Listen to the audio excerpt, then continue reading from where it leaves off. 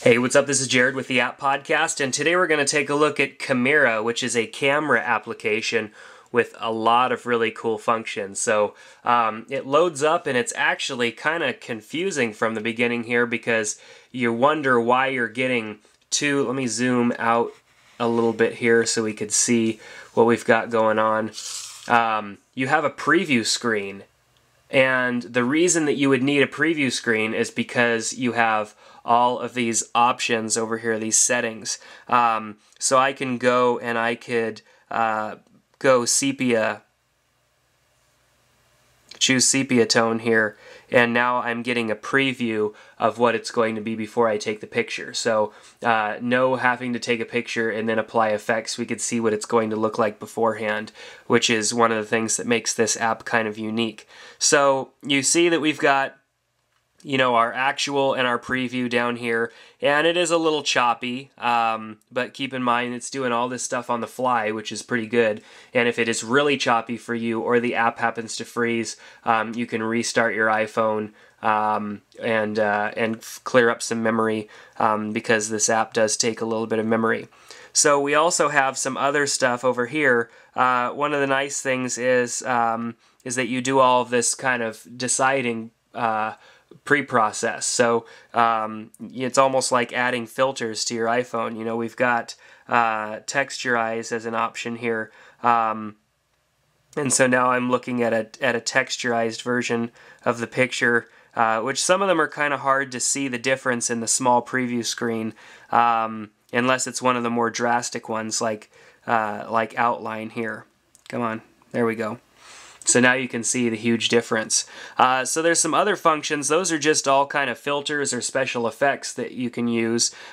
We also have some settings. Whoops, that's the photo album, I'm sorry. We also have some settings that we could choose from when we take an actual picture. Taking an actual picture is just as easy as clicking the shutter right in the middle.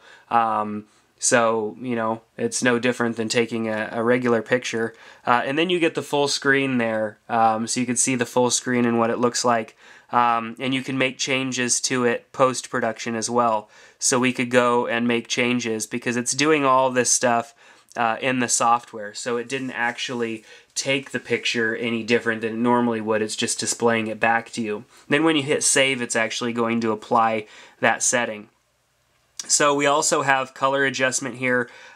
We could white balance, high contrast, optimize for faces, turn that on. So there's a lot of features, and if you start hitting them too fast, you possibly could freeze the app. So as I've said, it is kind of a RAM intensive app, so don't worry in that situation if it does freeze up. Obviously it brought us right back to where we were, which is really good, so it's not a total loss here. So let's actually, well, that's our image that it's got loaded in down there. Let's look at the rest of the settings while we're in here. So we've got the color, we've got face detection, qualities of the face, show and preview, and show and export, and then we've got some camera settings here. The modes preview, we could turn off that if we don't want preview on anymore. We could turn that off. Go on settings. Come back. There we go.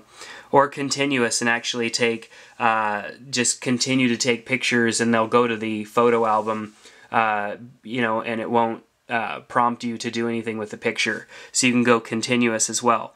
You've got a delay timer here, which is really nice. You've got image stabilization and then wait for faces. So what's really cool is that this actually has face detection built into it, like a lot of the new cameras are. And then you can choose a minimum of faces, how many faces you want it to detect. It'll detect up to 3 with the setting there. So really cool application. Let's actually get out of here, and I'm going to restart it just for the sake of it, clearing out that image.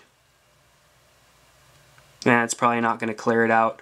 One of the things that I haven't figured out how to do really is to clear this out very well. I don't find a setting for that to get rid of what had been stored in the preview.